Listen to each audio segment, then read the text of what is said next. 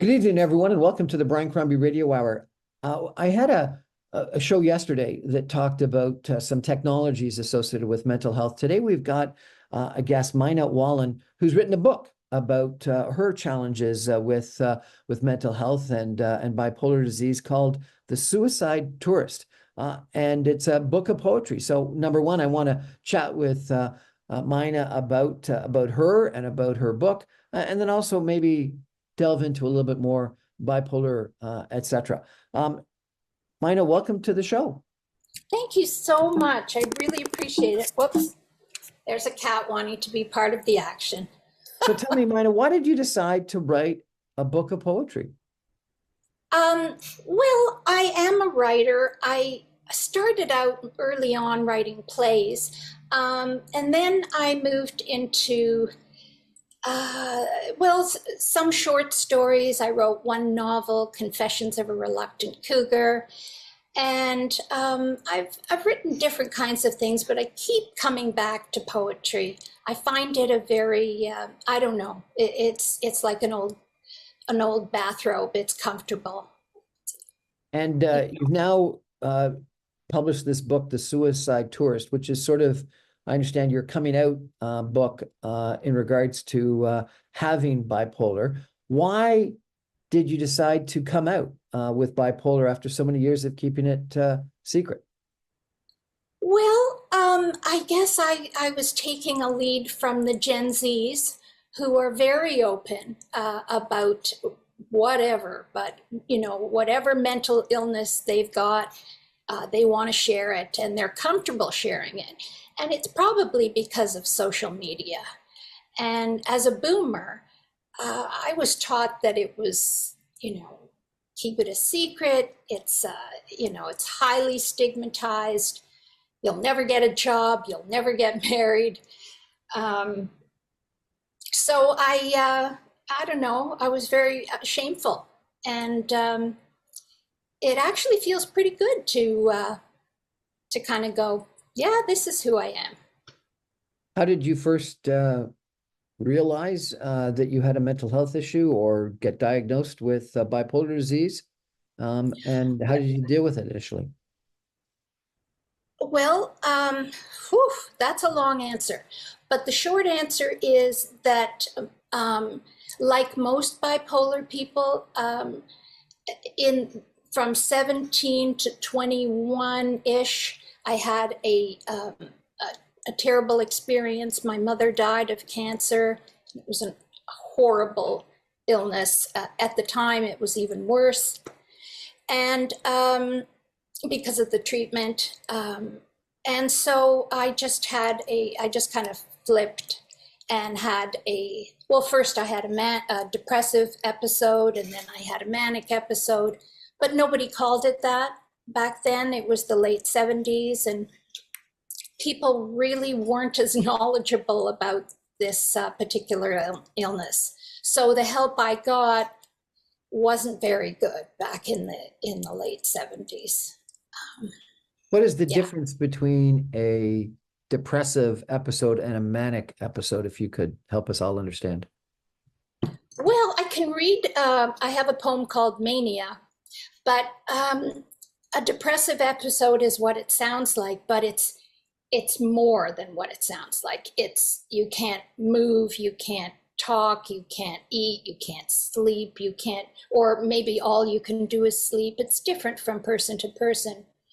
But I would say, yeah, depression is pretty straightforward in a sense, although it can get pretty bleak.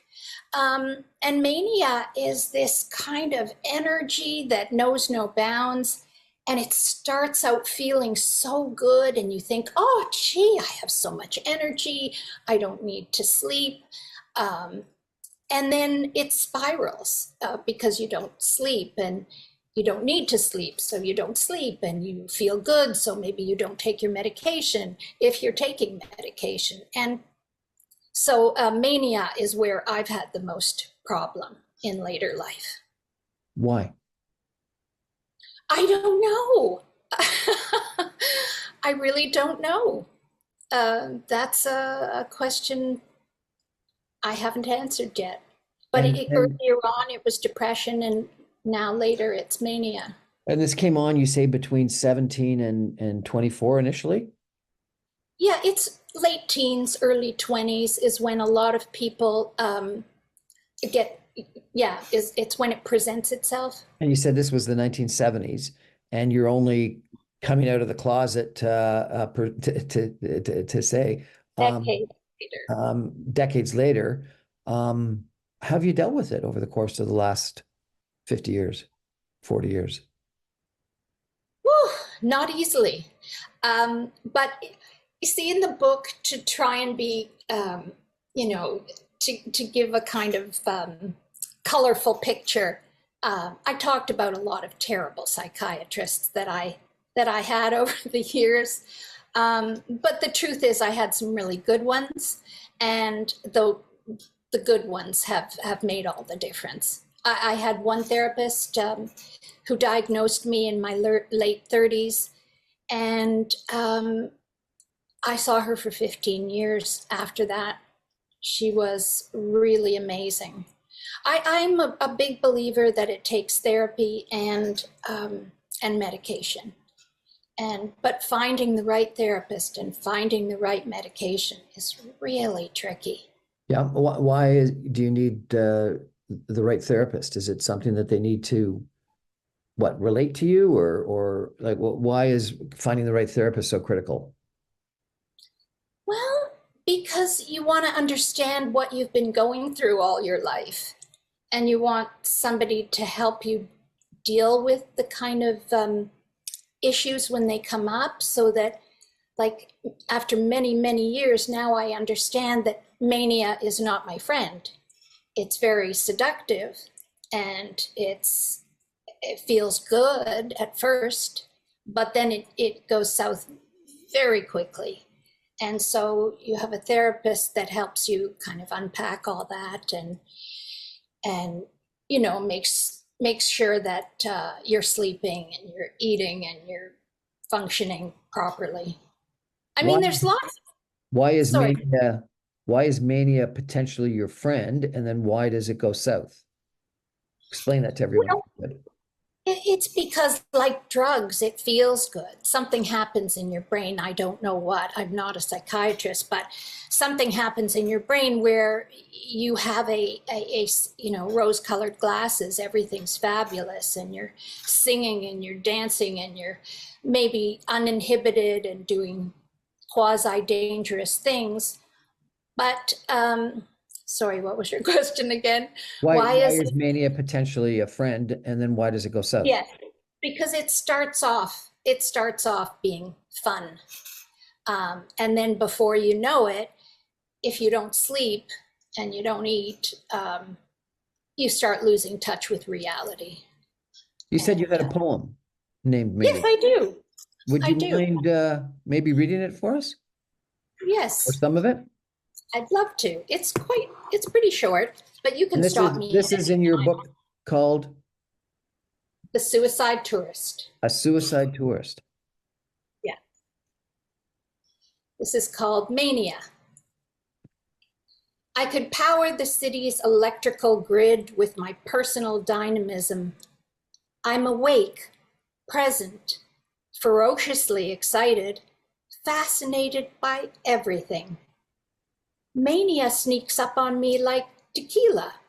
I'm Maria in The Sound of Music, twirling. The idea that sleeping is a waste creeps in. I'm fully dressed, wearing galoshes, crumpled on a chair in front of the droning TV, absorbing the sunrise. Muddled, I can't sleep, not even by the TV, not even a cat nap. I'm in deep space now. I call my boyfriend, 3 a.m. Do you want to break up with me? Somebody is moving and hiding things in my home, creating piles of detritus, unpaid bills, medication. A Sprite hides my drink between sips.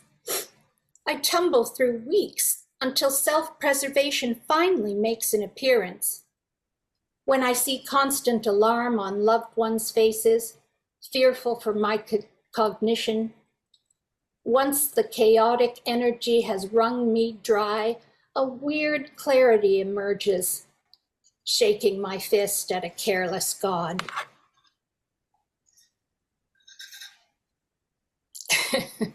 So that's both mania and the aftermath. Yes, exactly. You said that you had some good psychiatrists and some bad psychiatrists. Yes, Tell me a uh, little about that if you could.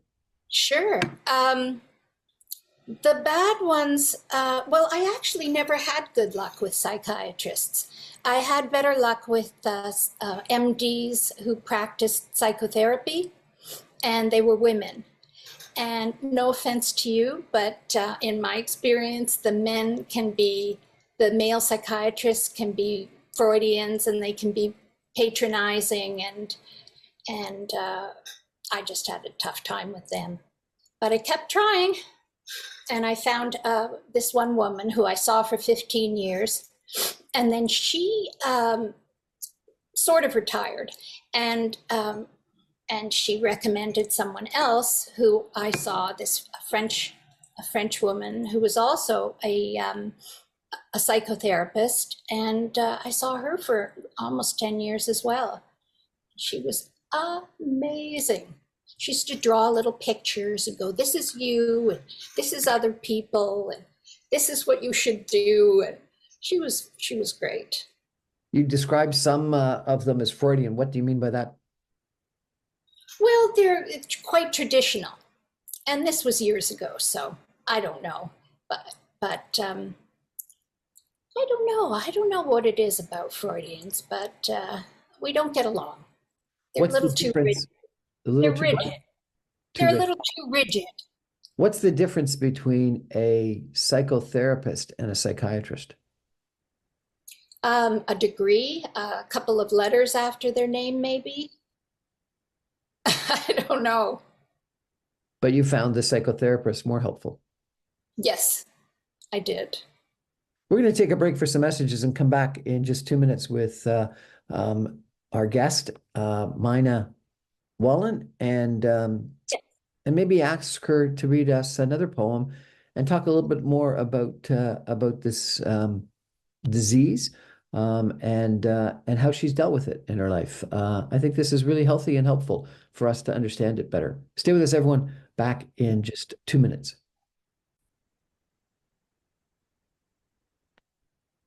I just want to say thank you so much.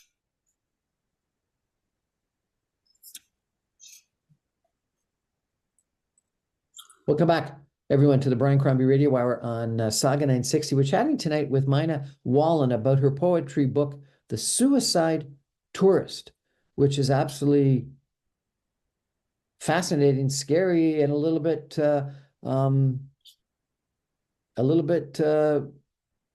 interesting as we understand mental health issues.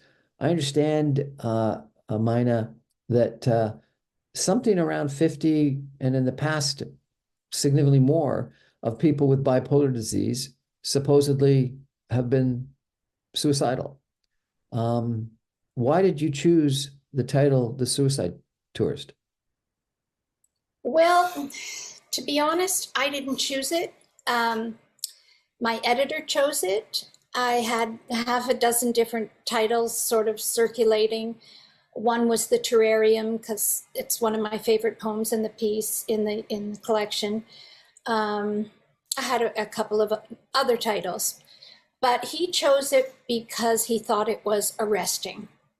And I can't argue with him there. It's definitely arresting.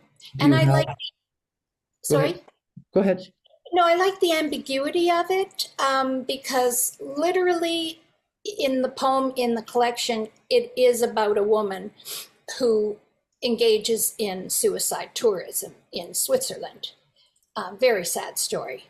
But it's also kind of a way of describing people who have suicidal ideation. They're kind of tourists, but they come back. So Tell me, is there a poem about suicidal ideation? Have you had some experiences in that regard? What's the connection to the title? The title is there's a poem called The Suicide Tourist. And I think that suicidal ideation runs throughout the collection. And you don't have to be bipolar to, of course, to be suicidal, so, or to think about it. But yeah, I have it from the very first poem. I talk about, I stop fantasizing running into traffic, a swaying brown knot. So it's always kind of there as a, oh, that's where I was. That's what could happen. Read us something about that, please, if you could. Okay.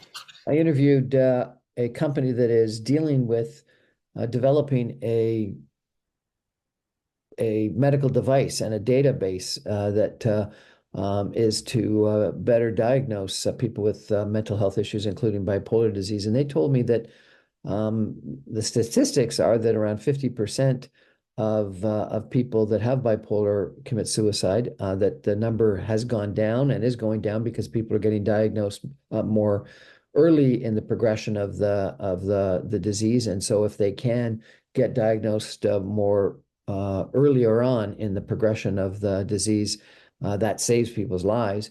And they also say, but we don't know whether it's higher because so many people are never diagnosed at all. And so one of the biggest and most important benefits of early diagnosis and treatment is reducing suicide. Tell me a little bit about, or read me, if you could, something about this issue. Well, I've got a poem about Anne Sexton's suicide, if that's of interest. Please.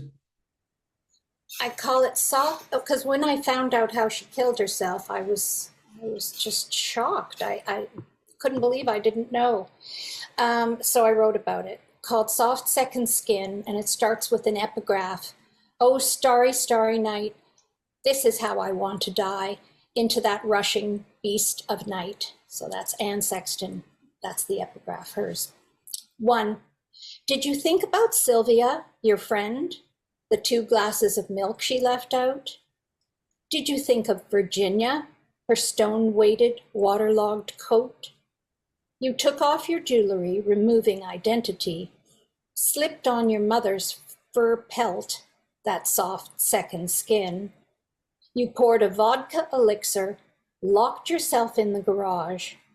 Nothing tentative about carbon monoxide, night without end, driving headlong into darkness without warning. Who found your wide-eyed body at the wheel? What an unsurprising legacy for a self-doomed poet. The seductive end you wrote about, solution to fathomless grief. 2. I wait for cold wind to stop. I wait for dawn. I know it's coming. Sometimes I indulge in fantasy, fraying rope, pills. God knows I have enough. But I can't romanticize my own ending. I've known others who orchestrated a finale, a sharp intake of breath, a sullen quiet afterwards. 3. There was nothing singular about your exit. Your life turned into an old story, left people who loved you to figure out their forfeiture, readers to decode your departure. Tell us a little bit about who Anne Sexton was, please. She was a very famous poet who lived in, who, I don't know her years, I'm bad with dates, but she was famous in the 60s and 70s and 80s, maybe. Don't quote me on that, but she was one of the first female poets to talk about sexuality in a very open way. And in that sense, she was famous, and she had a lot of famous friends. And yeah, you'd do better on Google, really. But I have someone who spoke to you, and so therefore you felt it important to talk about her death? Yes. Well, sometimes people have compared me to her. Earlier on, my work was more heavily inspired by sexual congress, I guess, just that kind of side of femininity. And I wrote The Confessions of a Reluctant Cougar, and my poetry was a bit more leaning to femininity and sexuality. So yes, people have compared me to her. So yeah, when I found out that she killed herself in the garage, I was shocked. You used the term sexual congress. What does that mean? I have no idea. um, yeah, I don't know. That just came out. Okay. It's maybe relationships, sexual discussions, sexual power struggle between men and women, something like that. And you said that you focused on femininity. Is that different than sexuality? What is your focus on femininity versus sexuality? Oh, these are hard questions. um, I think they connect, they dovetail with one another. You can be in public in the public sphere. It's often difficult to have both in one person, but I think that you can have both in one person. Sorry, I don't understand. You can have, You can be feminine and also, quite openly sexual. But in popular culture, usually, if you're very sexual, that's who you are. You're not delicate and feminine and sweet and gentle and all those kinds of things women are supposed to be. and so sorry, you've written poetry or prose about Both, this issue. both. And But and then I just decided, I don't know, something. I thought if I don't write about it now, I'll never write about it, and I decided to. about bipolar. Oh yeah, hmm Now tell but it's me, not just bipolar. It's bipolar, anxiety, suicidal ideation, suicide, all these fun subjects. Um, and tell me a little bit about your treatment and how it's changed over the years. um, well, after many, many years of psychotherapy, um, I'm free. I don't. The only person I see is my GP, and I see her once every couple of months just to check in. And she's been tremendously helpful. And early on in your prognosis, how was your treatment different? The medication has gone this one and that one, and try this one, and this one's got side effects. It's a long road, at least for me, to find the right cocktail.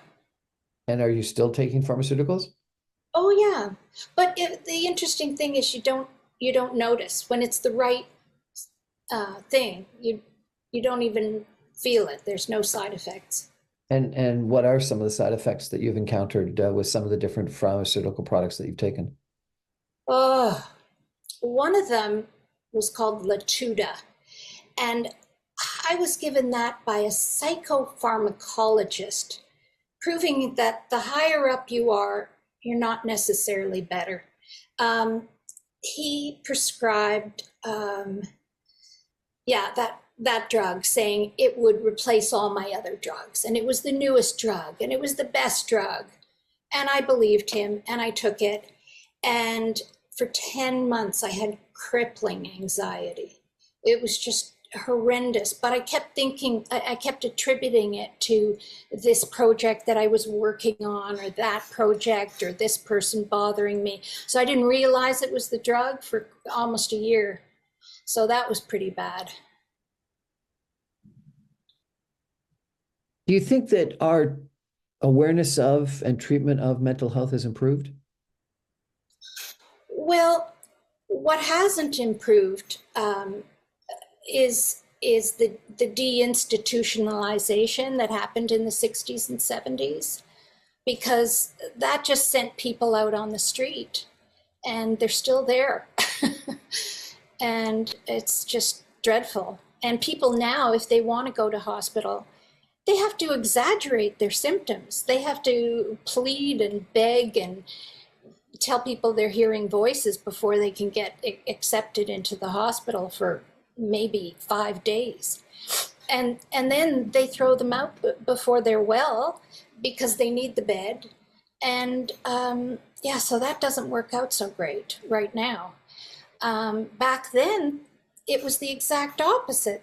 I was hospitalized in the late 70s, and they kept me too long. They kept me for months and months and months.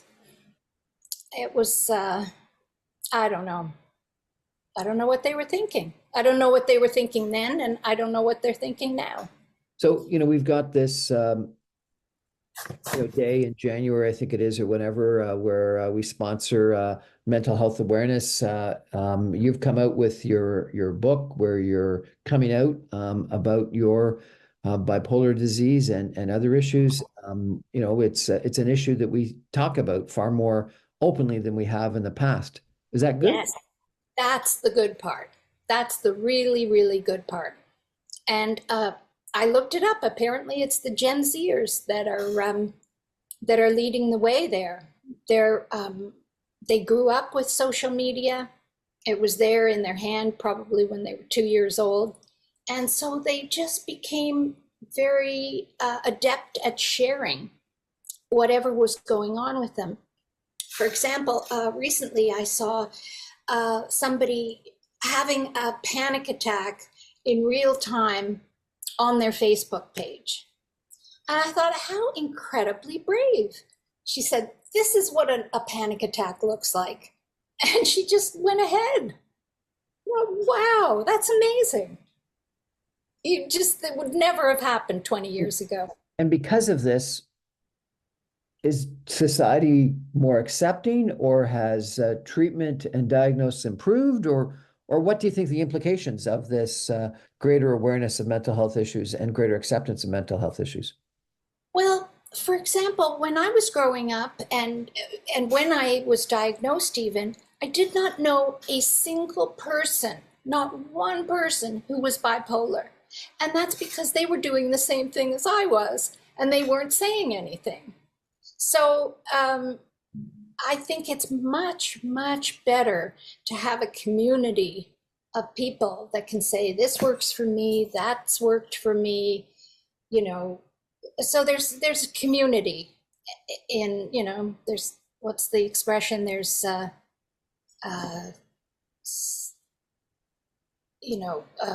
mind, I can't think of it. A support network. Yeah, it's a support network, exactly. You have a honors BA with high distinction in English literature and a master's in English literature from the University of Toronto. How did you accomplish those two fairly rigorous academic qualifications if you were being just diagnosed at the time with bipolar disease? Good question. I remember starting university saying, I'm never getting sick again. This is going to change my life. And it worked for, you see, I'm very high functioning. That's the thing.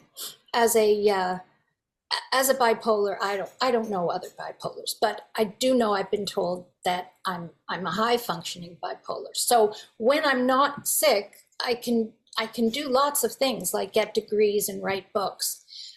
It's only when the illness hits that nothing can really be accomplished.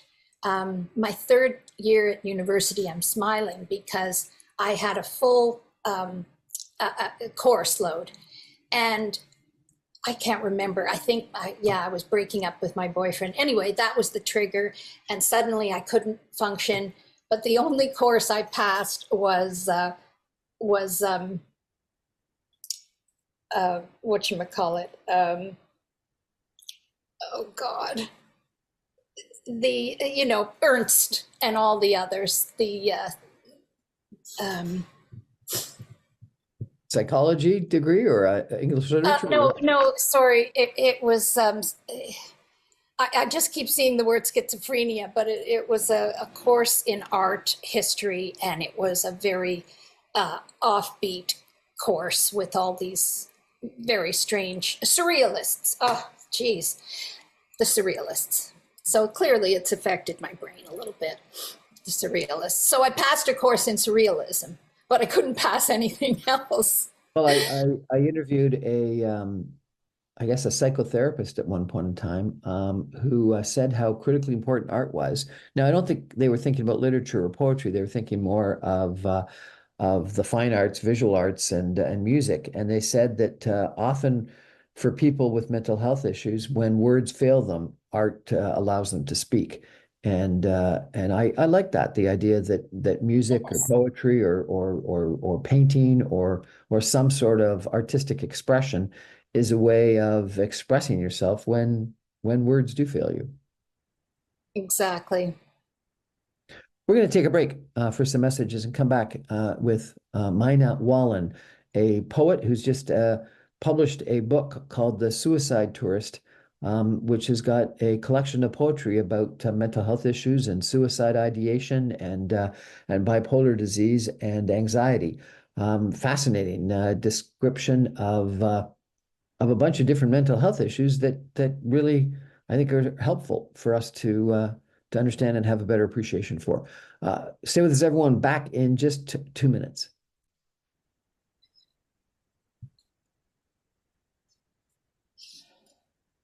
Welcome back, everyone, to the Brian Crombie Radio Hour. My guest tonight is Myna Wallin.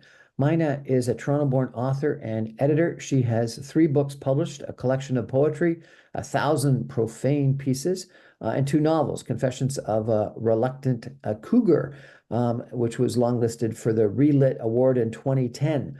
And she's just recently published a book of poetry called The Suicide Tourist. And we're chatting about mental health issues. But maybe, Myna, we can just for a second go back to some of your prior work. I got to ask you, Confessions of a Reluctant Cougar, what's that all about? Well, it was a series of short stories, sort of romantic dating stories that were meant to be pretty lighthearted. And then my publisher at the time said, "Oh no, I had a vision. You know, we're going to squish these short stories into a novel. We're going to call it Confessions of a Reluctant Cougar, and we're going to sell 1 million copies." Well, the 1 million copies didn't pan out, but I did. It did garner a little bit of attention, and it was a lot of fun.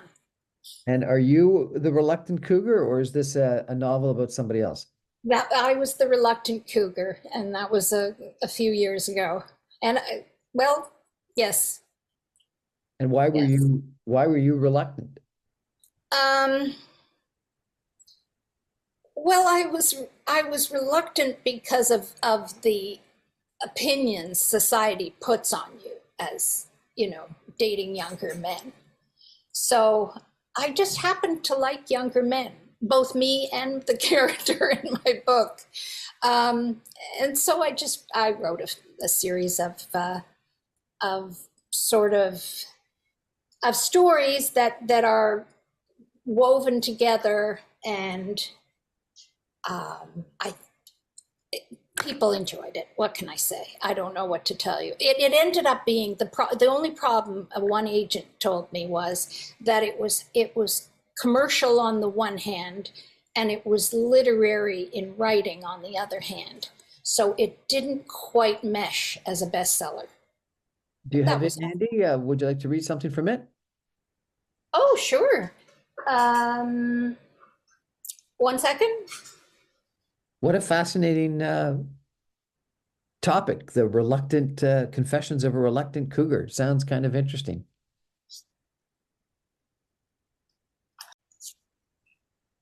Would you read something from the book?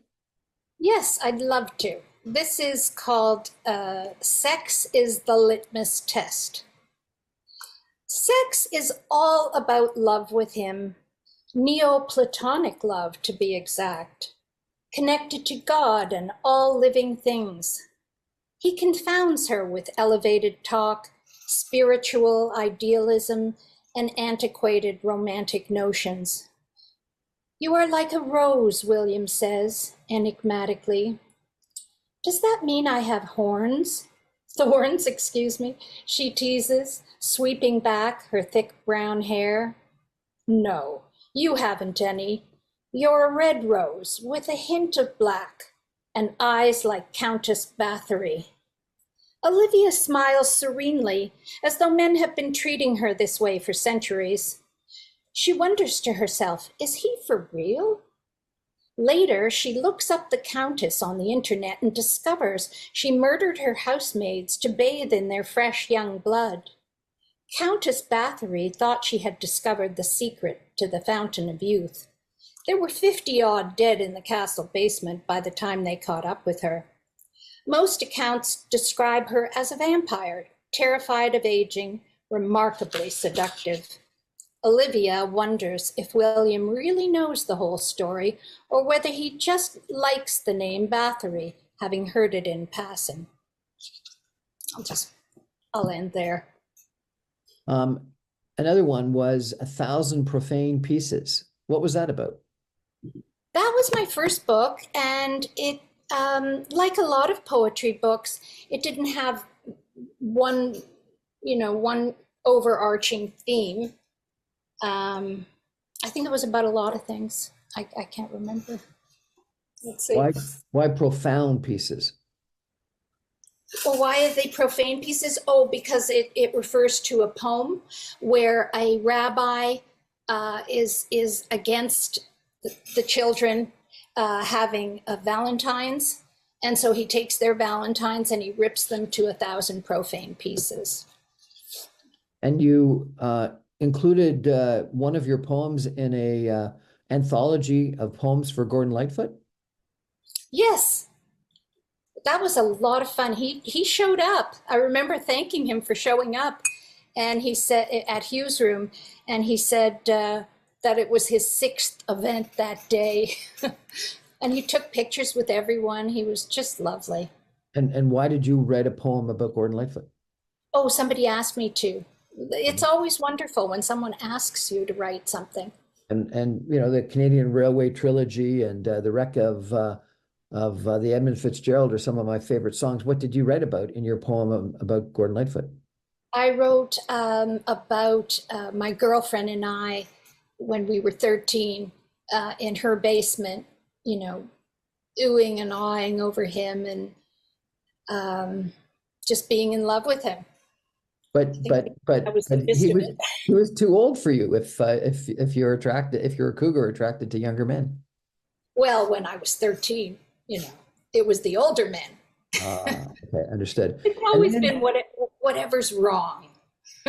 Whatever's wrong, really? Seriously? No, I'm joking. Well, joking. You also had a short story appear in an anthology, That Damn Beaver, Canadian Humor, Laughs and Gaffs. Tell me about that. Oh, I think I saw Lars and the Real Girl with Ryan Gosling, and either I saw it before I wrote this story or after, I don't remember, but it gave me the idea to write about a woman who orders a doll and the doll arrives and she has Congress with the doll. And it's a silly story, but it's funny. I had a lot. You had a collection of poetry called The Anatomy of an Injury? Yes. That one's more about physics. I think I've got it right here. Yeah, that's this one. And what's that about? It's more about moving into middle age. I have a chapter heading called May to December. I've got a poem called I've Reached the Age of I Don't Care. So yeah, I think that it was about that. It was about this sort of. Could you read something from Reaching the Age of I Don't Care? Yeah, I certainly can. Thank you. From I Reached the Age. Yeah, it's a bit of a long poem, but I can read the first page if you like. Or the first stanza or two? Sure. I've reached the age of I don't care. By day, I amble through the world incognito. Mom jeans, coffee-stained t-shirt, broad-brimmed sun hat, shopping cart in tow, giving strangers a sociable nod, petting half the dogs I meet. What breed is this? Chatting with shopkeepers, weather, or the price of coffee, nothing too controversial. Or gossiping with neighbors, the super's drinking problem, the hoarder on the fourth floor, ordered to empty out her place. I saw chairs and garbage bags falling right past my window, I swear to you. That's the Myna, first stanzas. you've written about numerous different topics. You've published several different books. You've received accolades. You've fallen in love with Gordon Lightfoot, an older man. You've been a cougar, fallen in love with younger men. You've lived a very full, fruitful, productive, fascinating life. How have you done this with mental health issues? And what's the source of your resilience and your ability to deal with your mental health issues and be so productive and artistic and creative at the same time? Well, thank you for starters, for summing it up that way. It often doesn't feel that way. I often feel that if I was not bipolar, I would have been more successful. Although there is some evidence to say that bipolar brains are, more creative. So who knows? What was the question? How did I do this? Yeah, How did where does I? your resilience come from? Oh, the resilience. Well, sometimes it comes from family. I remember a turning point after a particularly terrible therapist actually threw me out of his office. I don't know. I think I was flirting with him or something. But whatever it was I did, I didn't deserve to be like summarily thrown out of a doctor's office. So I was, and not invited back ever. So I was suicidal after that. I thought if my own therapist can't give me, a break, who can? And I phoned my sister in tears, and she said, "Forget it, just get a new one." And I said, "I don't want a new one. I can't do it again." And she just said, "You have to. You have to." And I still remember her saying that, you have to get help. And that really helped me. So I guess it's family. A lot of it's family and friends for support and good doctors. If someone came to you that was 17 or 20 years old and thought they were bipolar or had recently been diagnosed as potentially bipolar and were suicidal, what would you tell them? Oh, I tell them you got a lot of living to do. There's it gets better, that old thing. Because it's true, it does get better. Yeah. I always thought if I killed myself, what if things changed? What if the whole world changed? So I never really, really wanted to carry through. But what would I tell them? I would say,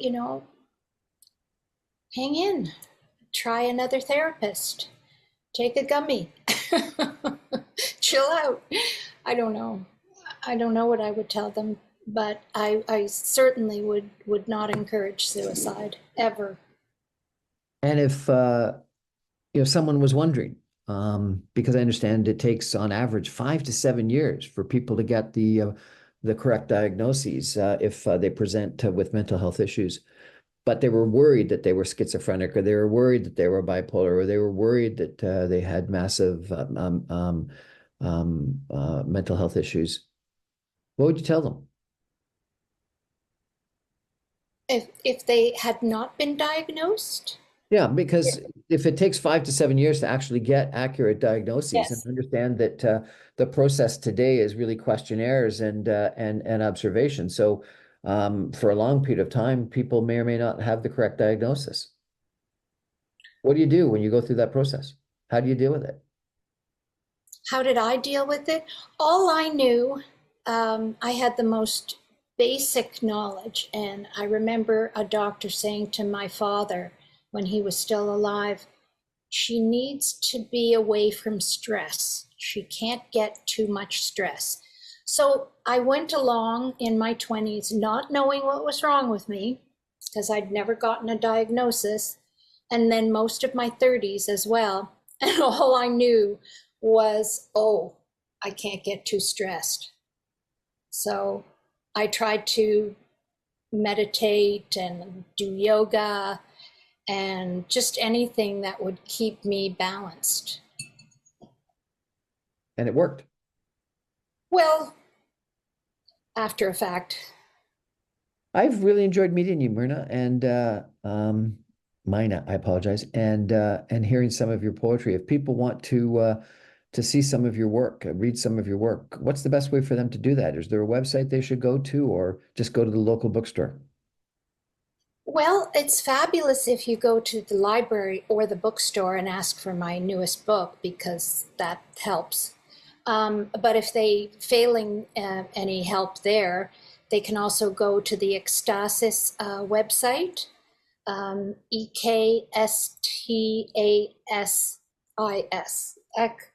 Ecstasis. And failing that, they can email me. I don't mind them emailing me at wallin.m. Can I give it? Sure. wallin.m@simpatico.ca. Because some of my books are out of print, and if they want them, they can only get them through me. Do you have a reading coming up? I have 2 readings coming up in January. One at the Art Bar and one with